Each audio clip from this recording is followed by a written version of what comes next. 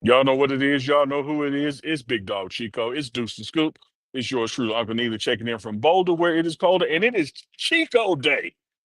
Not Cinco de Mayo, not Chico de Mayo. It's tight end day. We got Brett Bartalone. A couple of his players will be joining the press conferences right there behind me, live on the morning run. And then Deuce and Scoop, Big Dog Chico, myself will be breaking it all down. It's the morning run.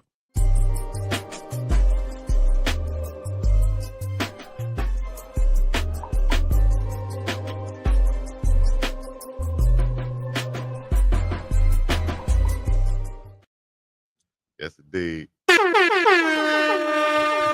Welcome, everybody, to the morning run right here on the Pregame Network. Big Dog Chico, Uncle Neely, shout out to Duke Scoop. We're live and in effect on the campus of the Colorado Buffaloes football squad. Get ready for a presser to go down. As Uncle Neely told you, we got the tight ends coming up. Coach Brett Bartalone, who's been with Coach Prime since Jackson State. He's out of Whittier, California. We'll have him up here. We're going to break that down, talk about the practice notes from today. I think it's what, day 13, huh? Something like that, 12, 13. That works for me. Practice 13. Yeah, that'll work. Close enough. And Midway point, halftime. Yeah, as we inch closer to Georgia. Look at my man French. Look at my man French. Players man. walking in. M-Town representative. Yeah, Dirty Dime to the key. Players walking in right behind Uncle Neely right there, finishing up practice. A later practice today, Uncle Neely. Yeah. Talk to us about a little bit longer practice today and what you see from the guys out there before we really get into it. Man, intensity, spirit, embracing it. This is that week 3 of camp going into next week, literally a week from today. Classes will be starting, so things shorten up. So you got to make the most of when you have these expanded hours for what's fall camp when school isn't in. And so today was one of those days where practice goes a little longer, but fits into the hours of the day is what you're trying to accomplish. Probably be a speed day on tomorrow for Friday's practice, then full padded officiated scrimmage on Saturday. So things are off and running, man. You get to this weekend, you're literally 2 weeks away from Georgia Tech coming to town and school starting back and all those other distractions. So this is the week to solidify who you are and where you are and what you are, because next week is scout teams, it's installs, it's Georgia Tech game plan. That's right. It's time to establish those positions, guys. And first presser is coming up now. So, all right. Bye. Let's get into it. We're going to bring on Dukes also. Oh, now, Dukes. Yo. All right, we're going to get this presser going. We got Coach Brett Bartalone up first, I think. All right, what's up?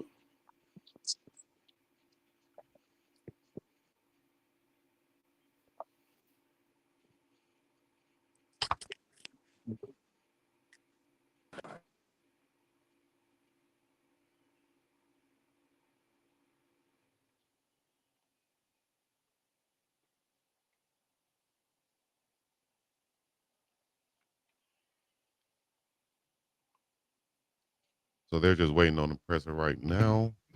There's exact Atkins.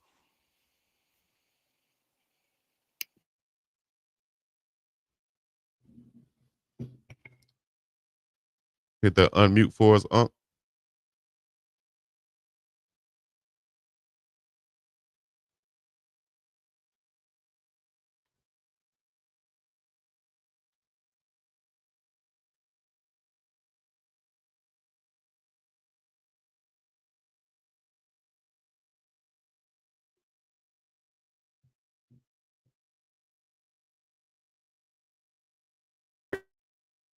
Gotten pretty used to the position in the last couple of years as a blocker. Like, what's the how much is that being fun this offseason? Yeah, I think it's gonna be a mix of 11, 12. Just whenever my numbers call, I just want to go and do whatever I can do. When you talk about playing next to like Jordan Seaton or on the opposing side, what have you learned from those guys and how do they help you in the run game? Yeah, I'm glad you asked that. Playing next to Seat and Larry Johnson makes my job a lot easier. And those guys are huge, and they move people, so it definitely helps me out a lot. Right, good. If you're looking at NFL and kind of compare or like try to model your game after certain tight ends, who would you go for? Yeah, I'd say Brock Bowers is my favorite tight end in the league, even though I'm a Chiefs fan. But obviously I watched a lot of Kelsey just from being a Chiefs fan. But Yeah, I'd say Brock for sure. Thought about Swift as well. Go ahead. What did Coach Bartalone say when he reached out initially to recruit you, and how did that process go in terms of picking the Buffs?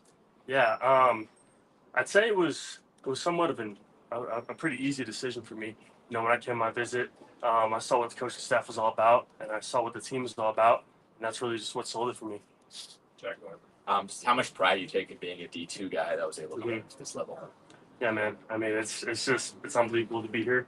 It's the dream come true, but I'm here, and it's time to show out. So. Zach, now that you kind of had the spring and like a handful of fall practice, what do you see as your role, your job in helping this team win games this year? Yeah, I'm gonna, we're gonna pound the rock, so I actually got to put my head down and block, and in that aspect of the game. But also what I bring to the table, man. I'm a shifty guy for how big I am, and I can get open and make big plays for the team. So I'm really excited about that. Zach, just what have you learned from Coach Bartalone so far? What's it been like, getting to know Sav'ell, those guys in that room? Yeah, coach has been unbelievable. He holds us to a really high standard, and that's why I came here. I mean, he expects the most out of us, and and the room of guys is they're all great guys, and it's just been awesome to be here with them. Zach, you obviously had a really productive year last year. What about the confidence level you had at the end of last year made you confident you can make the jump up to this level? Yeah, I've always kind of known it. It's just awesome that all these schools recognized it, and what really proved it for me was in spring ball during the spring game. That I can be here, and I can play, and I can't wait. So that's that. Anything else for Zach? Yep. Just what have been your impressions of Jimmy Kurt. and Caden so far? Yeah, I mean, they're both great dudes, and they're both really good football players. And obviously Case also that, and Juju's still learning. But if I'm whoever's out there, I have 100% faith in both of them. Julie, go ahead. Like this is your tight end room grade wise is one of the tightest rooms. Like it's consistent scoring. How do you separate yourself from the pack, and what's left to do in these last days of camp? Yeah, I think the biggest thing for me is just being consistent, right? It's tough to come out here every day and be consistent, and I think that's been the biggest challenge for me. But that's what I'm working towards every day. So. All right, thanks, Zach. Appreciate it. Yeah, of course. Thanks, guys. We got one more. Oh, one more. Yeah. Sorry. Coach Brett's walking up. I love it. I love it. I knew that was my dog. No, very embarrassing. But I rock with you know who I rock with. Shut up with this. Mind your business over there. What up, coach? How you guys doing? Sorry. Hi, Coach. I know there's a really big emphasis on running the ball this year. How have you been implementing some 12, 11 personnel looks and helping that effort this year? We're always going to play to our team's strengths, and I think we have a lot of really good football players on offense. I think the tight end room has been elevated, and I always think it makes it harder for defenses when they got to worry about having a tight end in there attached to the core. He's a run game threat. He's a pass game threat. I think we have great players out of 10 personnel. I think we have great players out of 11 and 12 personnel, and I think we should be able to run and throw the football out of all those personnel groupings. Right, guys. Hey, Coach, how many players in your room do you envision getting on the field this year? So I think right now I need to have 3 ready to go because there's a chance we hop into some 12 just like we always have, but I always need the next guy ready. So like the magic number for us right now is 3. But every day's an interview, and everyone's scratching and clawing to get to the 3 spot, to get to the 4 spot, and it's always next man up. But ideally, the number's 3. Go ahead. Coach, I just asked Zach before your room when you go out to grades in the morning is one of the most tightly graded rooms as far as everybody's 3s, everybody's 4s. What do these guys have to do next to separate so somebody stands out from the bunch? Coach Prime says it all the time. Like and this is what I tell him, like if you weren't at practice, would we notice? So like when we're going through and we're grading these guys, like, all right, like if you weren't out there, would anything have changed? Would we have noticed you? Would you have made a play? And we grade them really hard on execution and technique. So like if their hat placement isn't where it's supposed to be, if their hands aren't where they're supposed to be, like you're going to get docked for that. Because because I tell them, man, like, everything matters.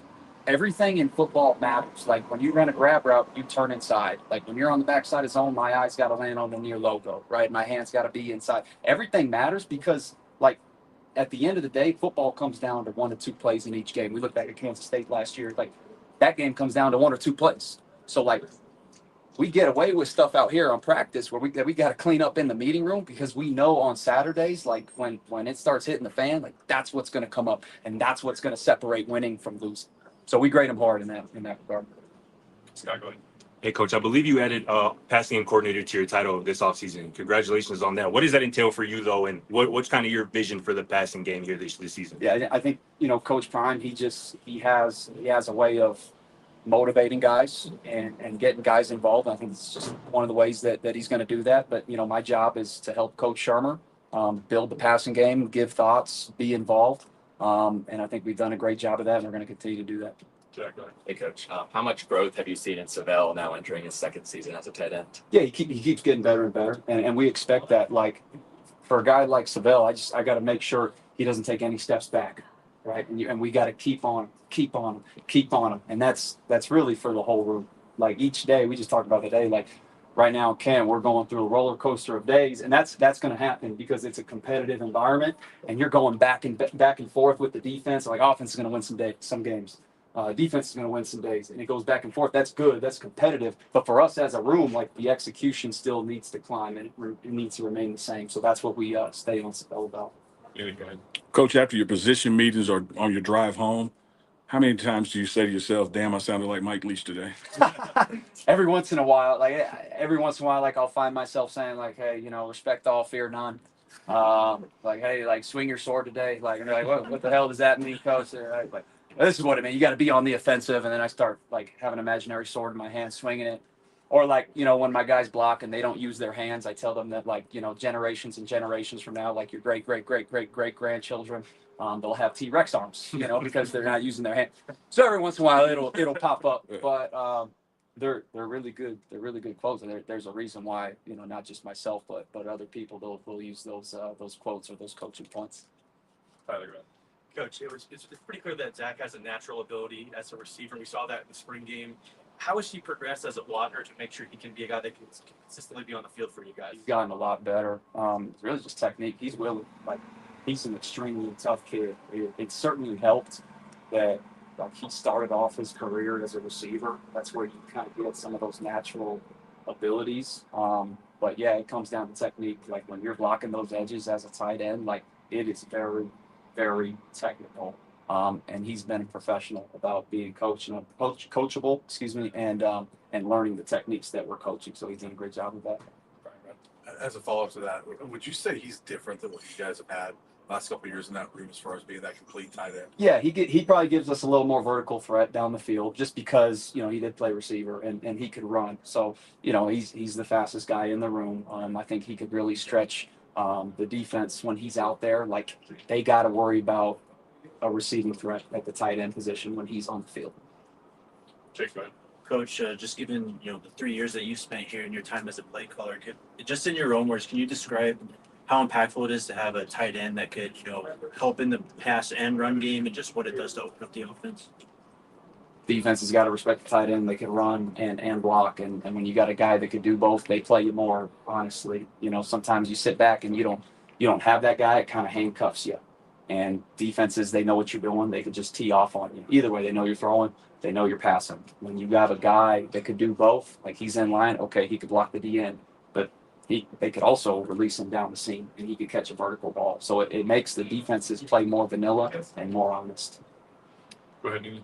Coach, you also grade your guys pretty tough on their roles on special teams. How much does their participation in special teams build your trust with them in the regular game plan? A lot, and I tell them too. Like we probably have a couple guys in the room where like their contribution on special teams, it's gonna like affect if they make the bus or not. So like that's gonna make or break them whether they travel. So like special teams is important. Like it's a big part of what we do, and the tight end position has like big, long, strong bodies, and we need every single tight end on a unit or two of special teams at the bare minimum. So we heavily emphasize that in the room. Coach, we heard about your relationship with Pat Shermer, but what about the other offensive line coaches, and how do you guys collaborate together? Good one. Gunner's my guy. I've known Gunner for like, I don't know, this is like year 5 or 6 now. So like I was with Gunner in Reno in our days, and he was my guy. And then obviously, you know, when we went to Jackson State, like he's from Terry, Mississippi, right down the road. Like, come on, brother, like let's go. And so I've always been very close with Gunner. So communicating with him is very natural. Like I think we have 3 of the best offensive line coaches in the country, and I think the players are very fortunate to have those guys. When you got dudes like that that know what they're talking about, that are great coaches and great human beings, like they're really easy to work with. And that's I can say that for all 3 of those guys. Last one, Brian. Coach, you were just mentioning Gunner. Coach Brian was asked the other day about how he's grown as a coach, but I want to ask you, there's a lot of you that have been with him back to Jackson, whether it's Coach Hart or Mathis. How do you feel like you guys have evolved as coaches that you've been with Coach Brian for 4 or 5 years? I think like myself personally speaking, like, you know, I'm at Jackson State and I'm coaching the quarterbacks, you know, and I'm calling plays. Now I come over here, I'm coaching receivers. And I played receiver. I already have that background. And now I'm coaching tight ends. Like on the offensive side of the ball, I think I've gotten it from all angles, and I think that really helps as a football coach. Like if you're a football coach, you're a teacher. That's all. You're a professional teacher, motivator, and communicator. I think coaching all those different positions over the years, it's really helped me with my growth and my confidence. Thanks, Coach. That's it. Appreciate you. All right, thanks, guys. All right, go get Small up next. Good. It's good, Bill. Good, man. I'll start. Sav'ell, how much confidence did you gain last season with that playing time as a converted defensive player, and how has your development looked this offseason? Yeah, definitely a lot of confidence. You know, just getting the reps that I got and the reps increasing over the year. You know, us having the success that we had last year, and then obviously knowing that we left some meat on the table, you know, personally and as a team. So yeah, just took that into the offseason, tried to work on whatever I could work on. Thank you. Of course, we've seen a lot of blocking capabilities from you and some pass game last year. But how do you feel confidence-wise in the pass game? What will we see from you in that area of your game? You know, I think with the ball comes my way, I'm a secure to catch. I feel like I have some pretty confident in my hands, and I feel like I'll just be better at dropping my weight and getting out of breaks and just a little faster in the routes this year. Maybe go ahead. At a recent practice, Coach Prime asked the position coaches, send your best guy out to the middle. And without blinking, Coach Brett sent you out. What does that say for your confidence in what you've done this camp that he didn't hesitate to say it's you right now? I think it just says that he trusts me, that I show up every day to, you know, our pillars of our program, that I do them, I show up, I work, I'm accountable, and he trusts me to be where I need to be and do my job. Right, go ahead. So I want to ask you, like, how long it took you to acclimate to tight end last year and to get rid of that feeling of wanting to hit a quarterback and actually be the friend of a quarterback? I mean, honestly, probably like week 3, just because, I mean, especially when you're in the trenches, playing DN, you know, you're supposed to strike your hands right away, but sometimes, you know, tight end, you keep the hands tight, and I built that muscle memory. So just having to get the reps, you know, in practice and especially in the games, which is the real look, probably about week 3, week 4, I said I actually, you know, started to get real comfortable with playing tight end. How much you enjoyed that? It's fun. You know, like I said, it's a different approach to the game, being on offense. It's a little more cerebral, obviously, and, you know exactly what we're gonna do. Obviously, you know, defense might shift the look or my roller coverage or something like that, but we still know, you know, for the most part, we gotta be in that spot, blocking whoever's in that spot, or we gotta be at that depth, running that route. You know, defense, a lot of stuff that we gotta react to the offense. So it's a different game. It's more mental, I feel like. With that, too, just how much does your experience as a defensive end help you now at tight end? Honestly, I would say just the physicality helps a lot more mentally. You know, obviously there's some looks, but I mean, playing D is not that complicated. You know, they're gonna be in a 6 or a 7. They're gonna try to strike you. They're gonna try to, you know, get around you, rush the passer. So I say just the physicality playing defense. You gotta be a little more physical. I feel like playing D and tight end, I try to bring my physicality from the defensive side to the offensive side. Sav'ell, making a switch like you did is not something you see out of guys with your high school recruiting pedigree. What about this place in the program made you want to do whatever it took to kind of be a part of it and contribute for this team?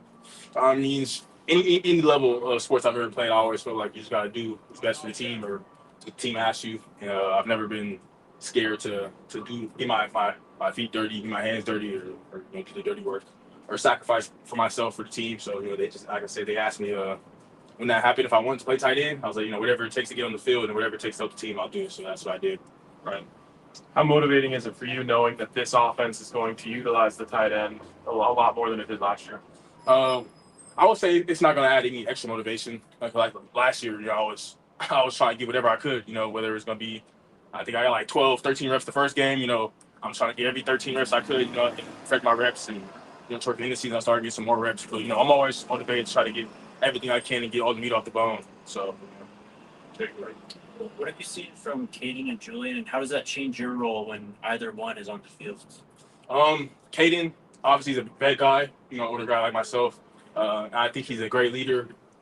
I feel like with quarterbacks, you know, you gotta kind of have a guy who everybody kind of gravitates towards. I feel like they both have that. Caden and Juju. Obviously, Juju's a little younger, but Juju has great energy as well. And when he's out there, he has crazy zip on the ball. But for me personally, I don't think it changes my approach. You know, I'm always trying to, you know, if I'm in pass protection, block for them. If I'm in the run game, block for Dowling and Mike and all of them. If I'm, you know, they throw to me, I'm trying to secure that catch for them. Anything else? It seems like the running game has been making a lot of plays throughout the whole camp. Just kind of how impressive has it been for you? Just you're making your blocks and you're seeing whether it's down or Mike or DT, all the new guys kind of running past you. What's that been like? Running backs are really impressive. I think we got an interesting group of guys. You know, Down, I feel like, you know, kind of could do it all. You know, with his body type. Micah, you know, real bruiser back, wants to always lower his shoulder and hit somebody. And then DT, you know, man, DT. Crazy guy. He's my favorite player of the team. He's so electric, so twitchy, so fast, so explosive, and obviously he used to play receiver, so he come out the backfield. So I feel like we just gotta, and Simeon, of course, you know, older guy like myself, so he comes to work every day, does his job, he's accountable, and you know he's real hard worker. So I feel like we got a great back room, and I'm excited to see what they do this year. Right. What's impressed you about your teammate in the room, Zach Atkins? Yeah, Zach, he came in in spring ball. He had mono, so it was kind of hard for him to just get along with the offense and, you know, get his reps in. But obviously, he worked hard, and we all worked hard in the spring and the summer. We got together, you know, did team bonding, went out a couple times, and now obviously we're in the summer. He came and he did his job, did his role. I feel like that would be good, you know, a little double-headed monster for us. You know, Zach, he used to play receiver too, so you know he's great in the pass game. He's not afraid to get his get dirty in the run game too. So I feel like it'll definitely just add more versatility to our offense. Anything else for Sav'ell? All right, thank you, sir. Thanks, I appreciate it.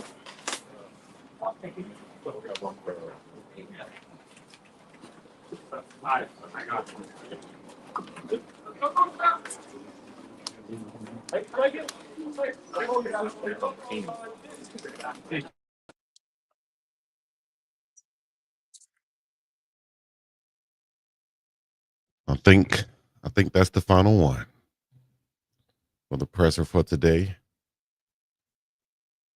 August 14th, 2025, post-practice presser from practice number 13 for the Colorado Buffaloes. Uncle Neely, Dukes the Scoop, Big Dog Chico, we got you covered from coast to coast, all the way past the coast, actually, because I'm in Hawaii. Dukes in Atlanta, Uncle Neely right there, as you can see, Folsom Field, Boulder, Colorado. Once they unmute themselves, they're going to come in and give you their thoughts on the comments from Coach Brett Bartalone and the tight ends. That's the maca juice. Yeah, so they thought I was running backs. They thought DK. I was pepper wings. No. Want to invite him. One of those guys right there said they was about to give the morning run shout out. Yeah, them beetroot but gummies. Okay, nice. Yeah, somebody messed Go it ahead, up. Oh, I'm all good, man. What you got to ask me something? I don't know. Oh, okay. I thought you was about to say something. Well, first of all, let's go recap on the tight ends. Sure. And I think we've been making an emphasis on talking about special teams and how important that is for Coach Prime and the Buffs this season. And Coach Brett hit it right on the head, talking about how this is how tight ends can make the travel roster, get on the bus by. Let me pull a Chico. What's a Chico? Who asked that question? That's what Chico would do. Chico would insert himself in there and say, "Yeah, you know, I thought I'd ask Coach Brett that, so y'all can hear his answer." That's what Chico would do. Okay. Chico would say he was exactly right, because for tight ends, especially backup ones, 3, 4, 5 deep, you want to make that squad, you need to be on special teams, and you need to take pride in it. Whether it's hands team, PAT, punt team, punt return, kickoff return, or kickoff team, dog, y'all need to be on that. Just like Coach Brett said, he needs some paws, big, strong, long bodies out there. That's exactly what tight ends are. And I would argue and say that tight ends are top 2 best athletes on the football field. We'll argue later. But talk to me about special teams and tight ends, Unc. You got to have it. I would say the same thing for the linebacker rooms. Not only athletic, but guys that have to be serviceable, out there on special teams as well. And that's their path to getting their main reps in their room as well, because you got to build that trust. And special teams got to have athletes, got to have that ability. Look at these. I'm trying to be serious. Look what they're doing. Yes. Like I'm trying. Coach Kelly, I'm trying to do a serious interview. They'll play grab ass. I know I can't work in these conditions, Chico. That's like Big Hakeem and y'all like, yeah. Oh, that Joe. Boy, y'all crazy, man. Hey, that's what happened on live at practice, though. Chico, you used to play a lot of grab ass at the practice. See, I was about to say that. I remember those days, messing around with my teammates, but I'm sure y'all would have taken it somewhere. You gotta wrestle at the practice. Here's what I used to love at the practice when we get to wrestling. And then the coach get mad and say, y'all ain't tired, and make us do something. Exactly. It should be like, dog, having fun and tired ain't the same thing. Like, we playing. We trying to, y'all got energy to do all that damn wrestling. We could have done more. That's that old school coach right there. We could have definitely done more. But back to the question, Chico, I think that this tight end room, we have no choice but they tell you that the thief of joy is comparison, but we really have no choice but to compare, year 1, year 2, and now going into year 3 of Coach's time in Colorado. You remember year 1 was a converted walk-on wide receiver that played tight end. Year 2, you got some recruits in that made some impact. And I think year 3, this is the year that you're really going to see that room blossom, be a part of the game plan. Because again, we keep saying, and I'm going to keep on saying it. Anytime you're playing a sport, you got to get the ball in your best 2 players' hands 70% of the time. Shedeur and Travis no longer here. What that did was that now opens up the opportunity for running backs out of the backfield, tight end formations, whether that's 2 tight end formations or not. You're going to see more diversity in the look and the scheme and more involvement because now you can move that ball around more, and that's going to be key for that tight end room. Yes. You think you have like 6 on the roster right now? Sav'ell Smalls, Zane DeZoza, Zach Atkins, Brady Kopetz, Charlie Williams, and Corbin Lazier all on the roster as tight ends right now. Absolutely.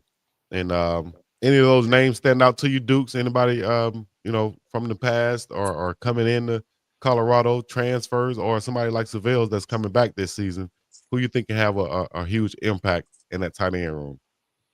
I think the 2 guys are the 2 guys that we just talked to. Really, it's going to be probably Zach Atkins and Sav'ell. So it's hard to see exactly what's going on. I think Uncle Neely. Matter of fact, that's probably a better question for Uncle Neely since he's there every day.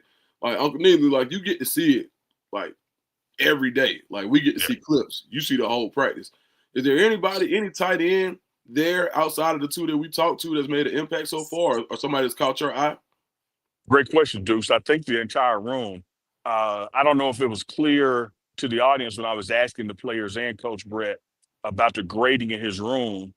When you look at the daily grades from the tight end, their evaluations, when you let me start with like say the receivers or the offensive line or the linebackers, you'll have a couple of 4s, some 3s, some 2s. You got scoring kind of all over the place where you see, okay, we got these 4 guys and then there's this drop off. Well, in this tight end room, they're 3s and 4s every day amongst everybody. Like there's not a lot of separation.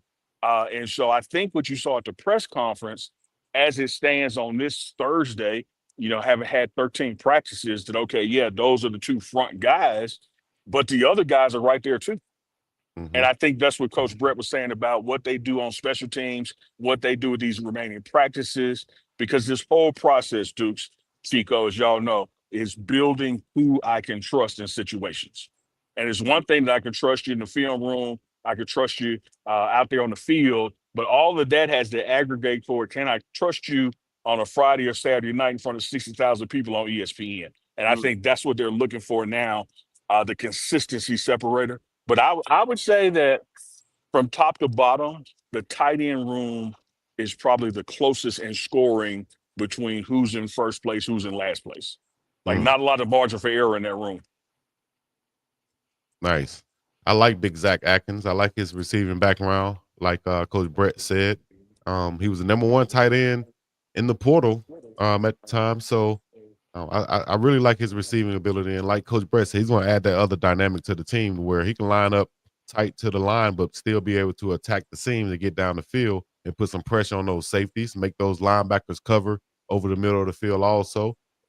He's from in the middle of America in Kansas. So a lot of coaches like those big body tight ends that's cornbread fed out of Kansas and places like that. I think he has good size, 6'4", 240, can really run. So if we have a guy like that that can stretch the field, like you talked about Mikey being a walk-on former wide receiver that was converted to tight end, but he had some impact also on that squad. Shador was able to find him a few times over the middle of the field for touchdowns. I think that's what Zach Atkins can provide, but also with some blocking on the edge and stay on the field for rundowns. So that's going to give Colorado a couple of different dynamics with the tight end in the ball game. Yeah, and I agree, Chico. And as I said yesterday when we were trying to kind of diving into the wide receiver room, there's a ripple effect to all this. You're not going to have 2 tight ends on the field, 2 running backs on the field, and 4 wide receivers at the same time. Like, Right. You only get 11 people out there. You can operate out of, out of 12 personnel, 21 personnel. You got different groupings, but the number 11 is fixed. And the more we dive into these 2-back situations or 2 tight end situations, there's 1 less receiver out there than you may be accustomed to during the Travis and Shador era. And so the byproduct is this now extra competition in the receiver room because now you don't have 4 people out there, you got 3. And so the ripple effect that has been interesting to watch in camp. But I like where this team is. I like the diversity, the personnel and the schemes in the offense and who may be getting the ball in any given situation. Chico, let me ask you a question. As a tight end, we did hear about that there are 6 tight ends there, and then we hear about the conversion process of guys coming from other positions to become a tight end. What was the most difficult part of you being a college tight end? Is it learning the blocking? Is it learning the technique as far as where your hand placement is? Is it actually being able to run routes? What was the toughest part of the nuances of the tight end position? It would have to go straight to blocking because in high school, yeah, you told to block, but you're not really taught the techniques really to block. Shout out to my high school tight ends coach, who's a good one. But I think overall, a lot of tight ends won't get taught that technique to keeping your hands inside, like Sav'ell said, and that timely shooting of the hands, not just reaching out there, overextending. So, learning to block. I remember my first time lining up on goal line at tight end, I had to block who eventually got drafted in the first round by the Jets. That was Brian Thomas. And I lined up and I blocked him the first time, and I kind of, as a freshman, celebrated it. And then the next time up, he swiped me down. I was on the ground. And he was like, "Welcome to college football, little freshman." You know what I mean? So the point is, you have to learn that. You have to get stronger also. So it comes from, a high school freshman coming in. You got to get in that weight room, and you have to learn the technique of actually blocking. So I think that would be the toughest part, was that inline blocking also. Yeah, and there's drills for that to correct that muscle memory. You heard Sav'ell Smalls talked about going from D end to tight end and what you do different with your arms. So you see a lot of guys, Chico, you remember the drill. You get 2 towels, roll them up, put 1 under each arm, and don't let the towels fall. Because if you reach for something, the towels are going to fall. But if you take your feet to the opponent, your chest to the opponent, and tackle them like this, then your towels stay under your arms. And so you'll see guys working those kind of muscle memory drills to keep them. Because if you reach, you beat. Like you got to go to the person, and shortening those arms in situations with something as simple as a towel under your arm helps guys convert that muscle memory. Most definitely. And yep, I will be giving more tight end analysis all season long as the tight end's position is featured more, as Dr. Christie said in the chat right here. I see some of y'all other comments too. We'll get to them later on. All y'all comedians in the chat. Hey, Chico, you said something at the end of your last answer. You were saying you kind of separated inline blocking from regular blocking. What's the difference? Well, if I'm in line, I'm there with the big fellas, you know, and I'm blocking some of the big guys on the end, as opposed to being split out. And now you might be matched up with a linebacker or a safety that you can really get your hands on and feel like you can dominate, blocking wise on the field, you know. And that's what I used to love. I used to take pride in, and I think all tight ends would take pride in. Once they're split out, then okay, now it's time to be a big body guy and kind of post up the smaller DBs, you know, in the passing game and in the run game, taking pride in not being the guy that tackles the running back when we do call a run play. You know, that used to be my thing. My guy's not gonna make the block, whether I got to get in front of him or drive block, pant, whatever. My guy's not gonna make the tackle, and that's what you got to take pride in. Being a tight end, period, because you got to do both things: block, run, and catch. You know, at the same time. Man, y'all chat going crazy. I will say this: Sav'ell Smalls being a 5-star former DN coming out of Washington and making that transition to tight end, I think that's been pretty impressive.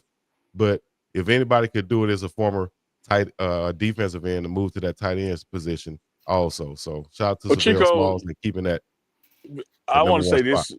I want to say this in regard to that. You got the coaching staff that has the experience here, personally and professionally, to get you through that. You look at George Hegeman, offensive line coach, drafted 3rd round offensive lineman. He played on the defensive side of the ball, and coming out of high school was like the number 4 defensive player in the nation. Gets to college, and they're like, "Dog, you need to be on the O line. You will go pro at the O line." Of course, he resisted it, bought into it. Look what happened 2 years later. Drafted 3rd round. I remember Jackson State, James Houston, who transferred from Florida, was a linebacker, and Coach Brown like, "Dog, if you play in, you're going to the league. Play in He's for that us." middle linebacker. Yep. Yeah. And so, bam, look what happened. And so this staff knows how to like look at you and see how you fit here or there or where and plug you in. You trust the process and buy in, you're going to the next level. That is so crazy you said that because you know, you said Coach Hageman listened and went to the offensive side of the ball. If I Yeah. would have listened, I would have been on the defensive side of the ball because experienced coaches was telling me, "Hey man, linebacker is your ticket. Linebacker is your ticket." For some reason, I wanted to defy that and say I think I could do it at tight end if I just get the ball. And you know, I got sold a dream that they're gonna throw me the ball at tight end, and never went back to linebacker. And like you said, I'm on here hosting the morning run with you, Uncle Neely. And I just hope, I can't see the chat. I just hope that them 3 red circles are just lighting up right now. Hey, I man. hope it's just, I'm the resident tight end. Now we got to talk about it. We got you get your day. You get your day. This tight end day. You know, it's Every not dog National has his Tight End day. Day, but it's tight end day for the press conferences. So shout out to all my TEs out there. Here come those red rings. Let me ask y'all this real quick, like, as nothing is real you quick got to on the go morning somewhere. run.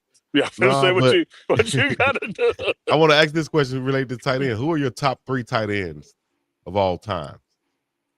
High school, college, NFL, Winslow, whatever. Gates, Kelsey. Kellen Winslow, Antonio Gates, and Travis Kelce. Yep. Okay.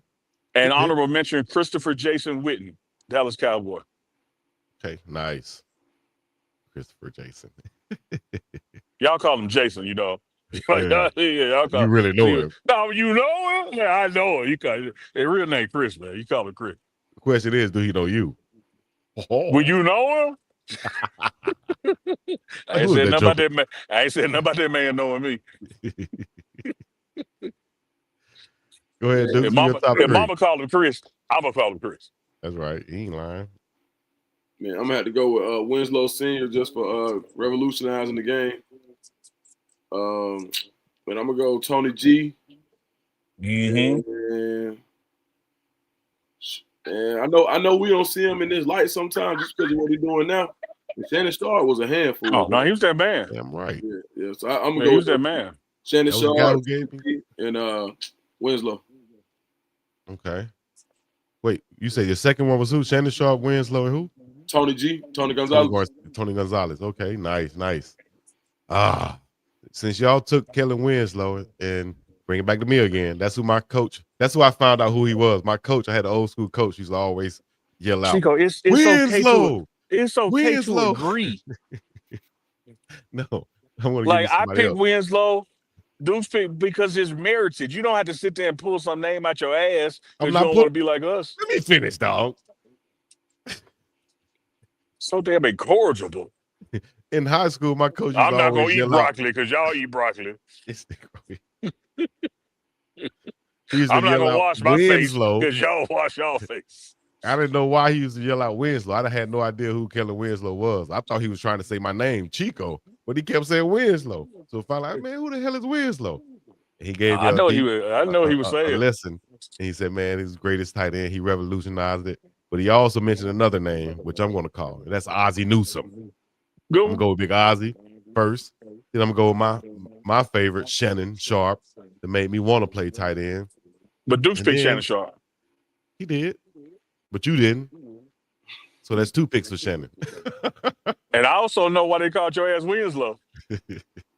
Because your wins was low, Urkel. You think he's trying to call you Kellen Winslow. He like wins low. We got a low chance of winning with Chico on the field. You know what they called you? Low. You know what they called you? Water. Water, please. You know that has a role. Bobby Boucher, baby. And that's what you just like converted. just like my man said back here, Brett Bartalone. I bet my ass was on the bus. Yeah, we need that cold water. I made water cold. And what we didn't need is the 5th tight end, but we needed that water. So while you talk about, hey, water boy, I'm like, I see you Sunday when we get back. Good thing I was one there, And the score right now is 2, Chico 2. Very even right now. Hey, y'all even on the scorecards. Everybody. Yeah, that's the day. Third tight end. That's the day's scorecard. But if you look at the totality of it, I can lose for the next 6 weeks if he ain't tired. All right, my third tight end from Newsome, Shannon Sharp. You said 3. Who's my third one? You said Winslow. No, I didn't. You tried to get out of it. I took Winslow back. I said Ozzie Newsome, Shannon Sharp, and I'm gonna go. Oh, I could do something crazy, but I'm not gonna go crazy. I'm just gonna go. Give me Gronk. Stop now? Give me Gronk, man. I'm gonna take stop Big Gronk. now. Why stop now? Yeah, this dude got right here to Thursday and said I would do something crazy. You done something crazy Sunday, Monday, Tuesday, and Wednesday, but you're gonna get the tight end there now. Whoa, I don't want to do nothing crazy. There you go. A master stick work. Know what I was gonna say? Appreciate the chat. The chat knew what I was gonna say. Aaron Hernandez, dog. Aaron was a beast. You can't say him because it wasn't long. It wasn't it wasn't long enough. Pause. He didn't play long enough, but he was a beast. Him and Gronk on the same team. Oh my gosh, that was unfair. That was unfair. 4th round pick too. Yeah. Honorable mention: Dallas Clark from the Indianapolis Colts.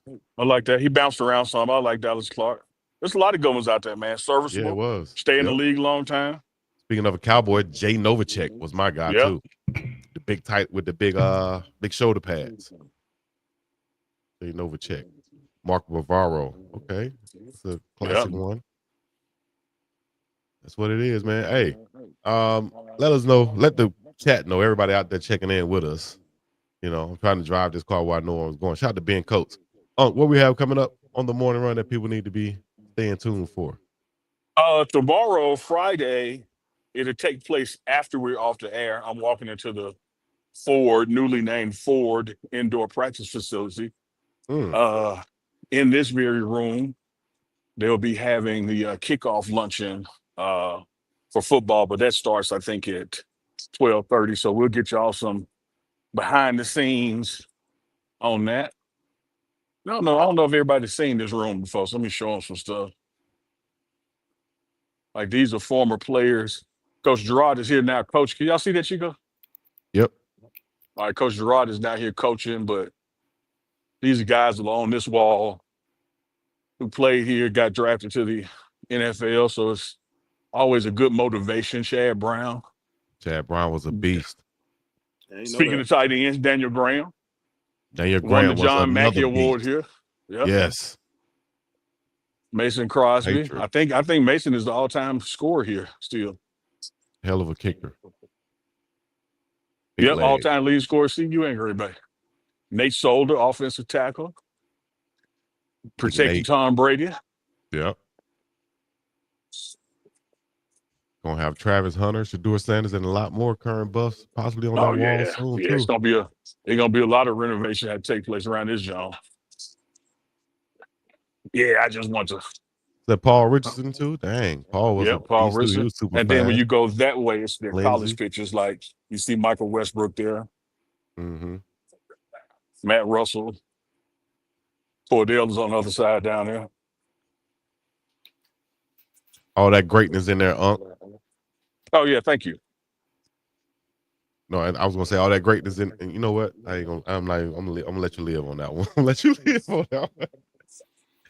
It would have been you. You'd have been like all that greatness in there. Oh, and then Chico. Yeah, because it's a drop off. Duke the Scoop. It's a drop off. Oh yeah, you didn't name Algie Crumpler for the Falcons, Dukes. Remember him? Yeah. Big Crump. Tony Big Crump G was played nice. there for a minute though. Yeah, exactly. He did. He did. Yeah, he went with Tony G. He the greatest tight end in Falcons history. Tony G. Like he got all the records. Algie had a great run with Mike Vick. I just think they played in two different times. Mm-hmm. Yeah, but Algie, man, shout out to Algie. I just put it in the chat. Yeah, shout out to Algie. He out of UNC, a second round pick. They put him together with Vic, man. They made magic in the dome. So shout out. I mean, yeah, in the dome. It wasn't the word to say it wasn't the bin yet. But yeah, he may be top 3 Falcons tight ends. We definitely top 3 all the time. Oh no. And there ain't no disrespect to him. Nah, we just wanted to give him some shout outs and some props. You know, he was a big time baller. Unc, you mentioned that the field is now named after is Ford Field now. Can you talk about that branding that's going on and why? Well, we could probably wait till Wednesday and talk to Rick George. He'll know more about it than I do. All right, we'll do that. But the Ford logo is on the wall and on the field now. So it's an official partnership between Ford and the indoor practice facility. Mm-hmm. It's now the Ford indoor practice, but I don't have a lot of background, so we'll put that on our to-do list next Wednesday. Okay, we'll do. I would just think that a lot of businesses, companies out there will want to be, in cahoots in business with, a program that's being seen as much as Colorado is, and also all of the media around Colorado. So, hey, Ford, Toyota, Cadillac, Nissan, whatever. Y'all want to holler at the morning run and become a presenting sponsor? 88. Hit us up. Hit us up on the inbox. Big Dog Chico _ on the Instagram, and also what's the email, Uncle Neely? Uncle Neely at what? ThePregameshow.com. Uncle Neely at THEE pregameshow.com. Make sure y'all hit us up. We also right there. You can see us on Instagram at The Morning Run. My favorite Live. receiver walking by right here. Let us see him then. Big 88. What's happening, baby? Big 88. ATL in the building. Now, he my favorite receiver. This a real receiver right here. Dre Miller. Another real receiver. McNeil just got a receiver number. He's just wearing 88. Big time ballers right there, man. Hey, I will say this though. DJ walking by. DJ in the DM.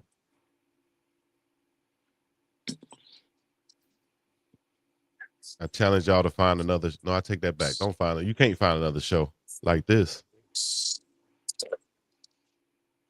Access, baby. Shout out to Coach Brian. That's right. Trust and relationships. Just trying to put you up on game. I'm just trying to put you up on game. Like you do, Chico. You do with it what you want to, but I saw you. I'm just trying to put you up on game. Hey man, Big McPherson right there look like an action figure. What up? He said, "What's you up, look like action figure?" My co-host Chico said you like an action figure. What's up, baby? Well, he grew up with a G.I. Joe doll, and he would take the clothes off of him. So he's saying you must compliment, man. You said it like it wasn't a compliment. He That's a compliment. He said, McPherson said, okay, thank you. Yeah, you gonna have that. Had that man He trying to said, grab me, dog. he says a little freaky, but thanks. He's- What do I say? Thanks. I don't know what to say. I feel like I've been eyeballed. That's because you said it like it was fight work. That man said you look like an action figure. I just quoted you. Like that's all I said. And he didn't have to quote you. He just passed the message. You said it right then. Yeah, that's all I did, man. You did say it. But no, the freshman's coming along, man. He's coming good. Yeah, I think he He's can make an coming along impact good. this season, dog. Even though we have a deep room at the edge position, man, he's so big and talented that he can get out there and find a position and make an impact. Yeah. Look out for him this season. I'm gonna tell you this, man, as we get ready to wrap up tight end Thursday. I don't want to look ahead too far, Dukes, Chico. But one of the best friends of a young quarterback is the tight end. Damn right. Agree? Yes, sir. If it goes like it looked like it's going, and you got Salter for this year, and then you got Juju next year and beyond, we finna put some tight ends in the league. Absolutely. And when you have the tight ends and you have the big offensive line, because a lot of tight ends play off of play action. So if you can run the ball, you can dump it to the tight end. Yes, you're gonna be able to get some scores, and that's gonna put people in the league. Who we got coming up right here? I just gotta put the spotlight on the DM, man. On it, like we don't have a segment or interview. I don't care if it's Coach Prime that they don't thank and acknowledge Coach Swayze for what he's done for this program. Absolutely. We appreciate you, Coach. Man, you've done a great job. Yeah, you've done a great job.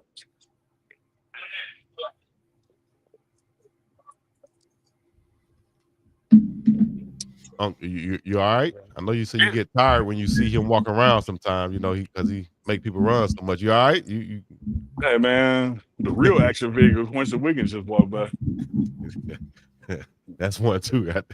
So that joker right there. Hey, you'd be like the picture would be made of you with the gorilla running, like, all right, you got. Hey. Like, right. You don't want him to get mad at nothing. Nobody. Yes, indeed. All right, man. We want to thank everybody for joining us. We're a little bit early today, but we got the one and only Big Ben Fennis up in the building. So I'm just gonna spew a few words. Oh, doing, baby. Guys, I need a celebration. I'm gonna do whatever celebration tells me to do this season. Oh, I got one for you. Yeah. No, I'm sure. Yeah, you're gonna do it. I'm gonna teach it to you, but you're gonna do it. Got it. Yeah, I want to show them right now. Right now, do it. No. Yeah. Reelers. La Peña. Oh man. I do like. Where else put the morning run, baby? Nowhere else. Hey, we saw you got a package touchdown too. Shout out to Goonsville Clothing. Yeah, shout out to Goonsville Clothing, man. Put the pregame patch on the side. Yeah, shout out to those guys, man. Unexpected little gift coming in. Bam. You good? Yeah. I can't complain, bro. Say this, Chico. And again, this is like going from year 1, year 2 to now year 3. I'm telling y'all, I used to be one of the biggest dudes in this building. And a lot of times it wasn't even close. Now I'm like one of the smallest dudes in this building. Like this O-line and this D-line, man, it's like these dudes are huge and can move. Right. Looking the part, man. Just keep coming. They just keep coming. Once you see others there that, you know, and you see the success and you see what's going on, you know, sometimes people don't like to go to what's quote unquote the unknown. And for so long, you know, Colorado just wasn't a destination for a lot of the big time ballers coming, especially out of the South. And now you get them to look at it, and you have a few that's going to go test the waters and see what's going on, and then the word to get back. And that's why you got guys like Quinn Gibson who can team up with Juju Lewis and say, man, all right, you want to go? We all can go together, because we've seen the success that's been there in the last couple of years, and we know what we feel like we can do. And so that's going to bring on a lot more top-notch athletes to go to Colorado. Absolutely. Well said, Chico. Hey, I'll tell you. Yes, sir. Oh, my bad. Go ahead. I'll ask you a question. You go ahead. No, I'm with you. Go ahead. Right here.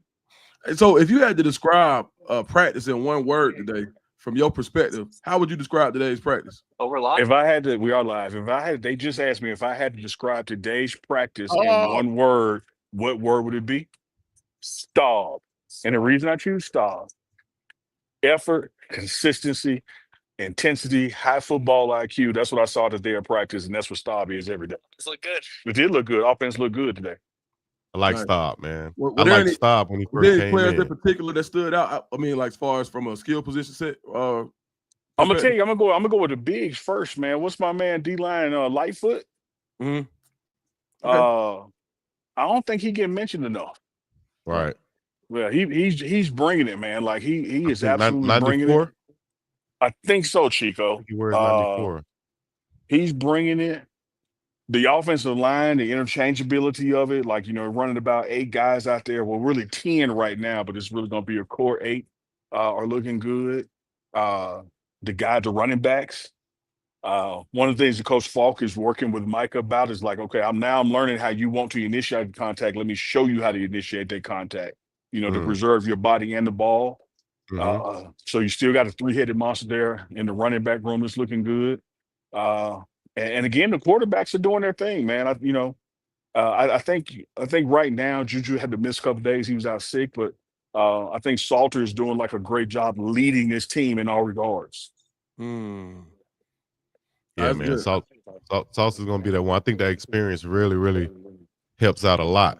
You mentioned Lightfoot. Just wanted to give him a little spotlight real quick. Also, a lot of people not mentioning him. 6'3", 210-pound senior. I think he has 2 years left to play. He does. One, yes. Yep. Out of Fresno State, Moreno Valley, California. Shout out to him, man. Yeah, he's looking good. He's looking good, man. He's looking good. I don't think he's getting enough shine. What is David Swain? Swain Davis, BDS. David Swain. Brandon Davis Swain, yeah. Yeah, look, man.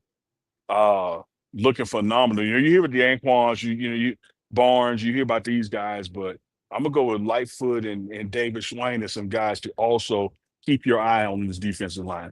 Yeah. David Swain Go came ahead, in. get your pen out, chat, write it down. Write it down, because I'm telling you, you're gonna hear Lightfoot and David Swain names. Yeah. Brandon Davis Swain out of Detroit, Michigan, 6'4". I think he's about 295, 300 now. He's gained some weight since his redshirt freshman season. But actually, I'm sorry, I said redshirt freshman. Played in 2 games as a true freshman during 2024 season. But I think he's going to really make an impact, like you said, this year. He had a lot of hype coming out from high school Look at because Jordan. of what he You did. probably So can't see him. Jordan Seaton is still here working. He's still here working. that's the separation right there, man. Everybody gone. Damn. And he on there doing shoulder shrugs. Man, he got a different goal.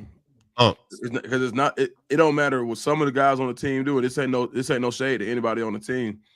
But there are some guys who just have no chance of being the number 1 overall pick. When you have when you have an opportunity to be the number 1 overall pick, everything looks different.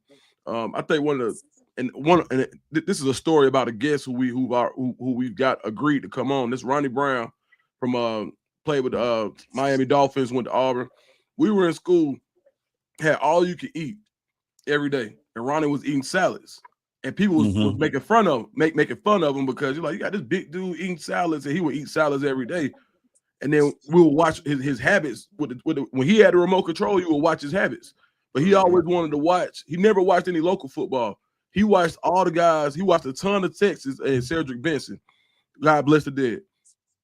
And then one day I just kind of asked him. I was like, "Hey, bro, like, what you doing?" He was like, "Bro, I'm trying to go number 1." And nobody even thought that he could be number 1 because he was playing behind Cadillac, but it worked because he ended up being the number 2 overall pick. And so everybody was eating steaks and treating their body crazy. Ronnie Brown was taking care of his body ahead of time. But when people had the extra motivation of knowing that you can go to rarefied air, where even people on your team, even the best of the best can't go, I think is an added motivation. So it's really good to see Jordan Seaton do that. Right. Well said. I think it should be some guys that seeing that and should be trying to tag along with it. Like, man, hey man, you doing extra? I need to be right there with you, dog. Let me be clear about something, because people will take shit that you say and make it mean that you didn't say this, so that must be true. It was a bunch of people stayed out here Look, let me tell you. Let me give y'all a point.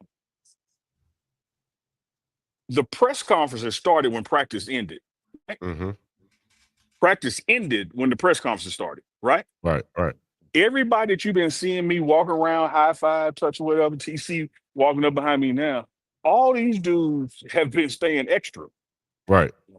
So when I say Jordan is like the last one, he just happened to be the last one. It was a whole nother 50 that was just in here too. Right. And So it's a when you say like other people seeing that they're doing it, just about the majority of the team is doing it. Well, that's a good thing. Practice been over. Yeah, right.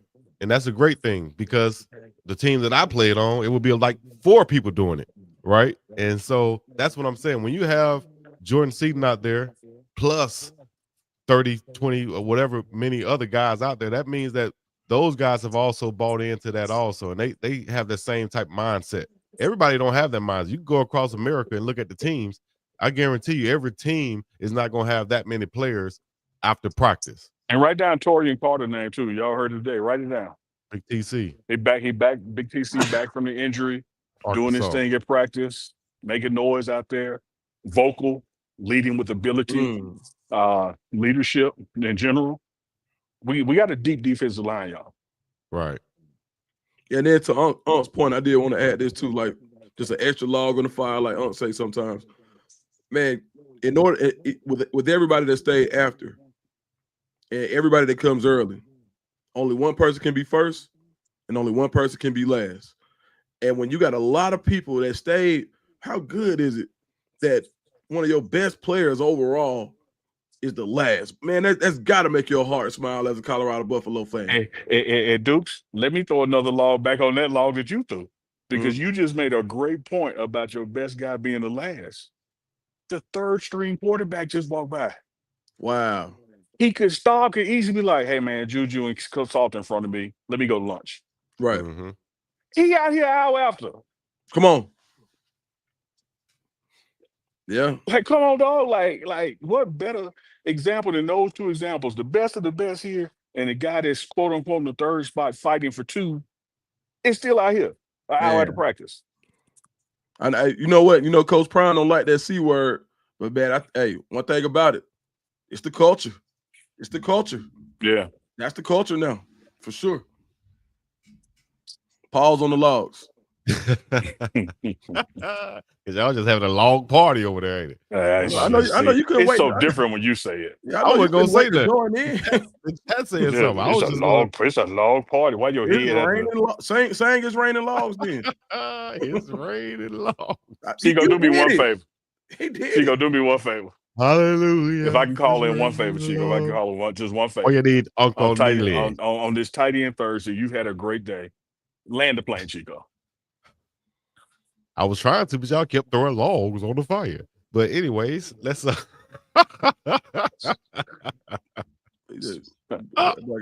got jealous. Let me go get some water and put on that fire. Yeah, that's that to be. Hey, thank y'all for joining us once again on another episode of The Morning Run. TMR, y'all make sure y'all hashtag The Morning Run on the Pregame Network when you share this. And also do me a big favor. Once we end this, because we can't see your chat right now, or after the show is over, once we end the show, make sure y'all get in the chat and keep the conversation going, all right? That's what we appreciate. Chico is just different. Yes, Lord, keep me different. Chico, please. Land the plane, Chico. My bad. We had a little turbulence. My bad. All right. Hey, you know what? But do shout out that super chat and then land it. Little turbulence, dog. Let's see. Super chat from YG Nate. All right. Young Gunner, Young God. Could be anything. Much love, fellas. Blessings. The fam. $20, man. Appreciate that, bro. Appreciate that 20. 20.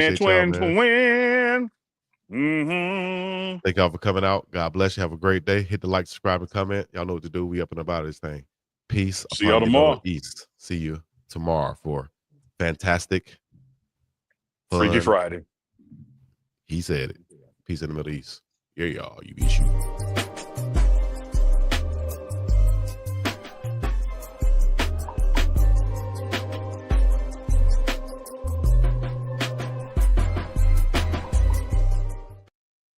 And I'm not even the freaky one.